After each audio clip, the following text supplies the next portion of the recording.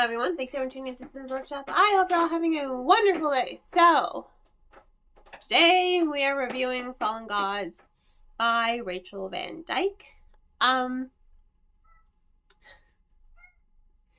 This is another one. Alright, so this is an arc sent to me by Red Tower Books. Thank you, Red Tower Books. It was not bad. In fact, I have to say, as far as Red Tower Books are concerned, I think the writing for this one was actually much better, honestly. And the sex scenes were not cringy as well.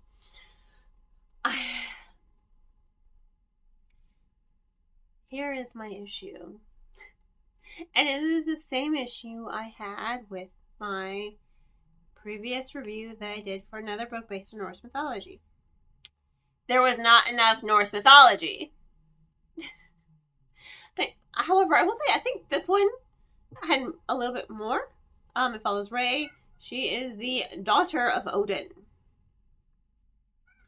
And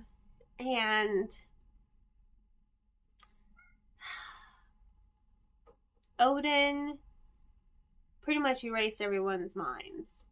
You know, he's a mobster in this one. He's a mobster. He's a corporate baddie. He's a bastard. I don't quite understand his motivations, though.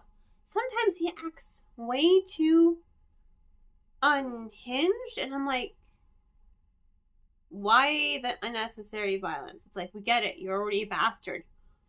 Why the added unnecessary violence? It just didn't compute for me. So I think that was one of my issues. Like, I didn't understand this version of Odin. As a character, you know, basically he didn't want to lose the war with the giants, so what did he do? He erased everyone's mind, banished everyone to Earth, and, well, there we go. He's trying to find, Thor's hammer, which I can never pronounce it correctly, so I'm not even going to try. We're not even gonna try. And he sends Ray, his daughter, that he verbally and emotionally and at times physically abuses to get close to Sigurd and his grandson, Eirik. Eirik? Yeah, A-I-R-I-C. I forgot to write down my notes. Because apparently he's the key to finding Thor's hammer. But also, why? Like, I felt like there were some parts that I was missing in the story. And I'm like, why is he the key specifically? You know, why this frost giant specifically? You know?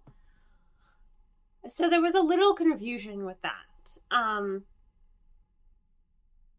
So it was more like dark academia, urban fantasy in a way. I wanted more fantasy. I wanted more Norse mythology, you know. It does exist, you know. Solid 3-star book. This is a solid 3-star book. So it is, you know, decently written. I wanted some of those plot holes to be filled in because I wanted to be able to understand the character's motivations a little bit more, and I just found myself to be a little confused at times. I'm like, okay, but why is the character going this far? You know, why are we going this far to this extent? Like, I didn't quite understand. It's like, you've already established that Odin's a bastard. Why the more unnecessary violence? We already know what's at stake. You know, this seems like just very unnecessary. Why this frost giant in particular? Like, how does Odin know this frost giant in particular is, well, my earring just fell. Cool. Like, why him in particular?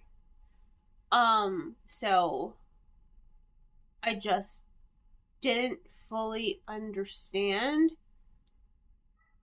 his position in the frost giant hierarchy. You know, it just didn't make a whole lot of sense. And I wish it had.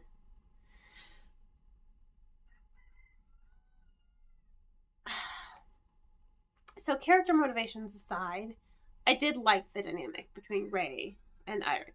I think they had a well-written dynamic. I did like their dynamic a lot, actually. The whole enemies to reluctant allies to lovers kind of dynamic.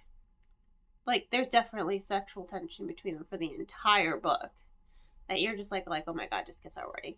But it is done in a well-written way. You know, and that's saying a lot because I feel like Red Tower just like loves delving into like the smut and super explicit to the point where it's cringy. You know, no shade to Red Tower, but I think that's the market that they're leaning into because it's really popular. So there's no shade. Like, you found a niche.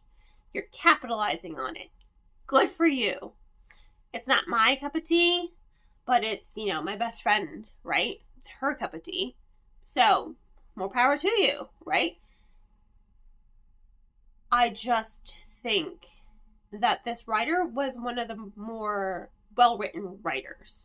Because even the sex scene that does take place, it wasn't cringy to me at all.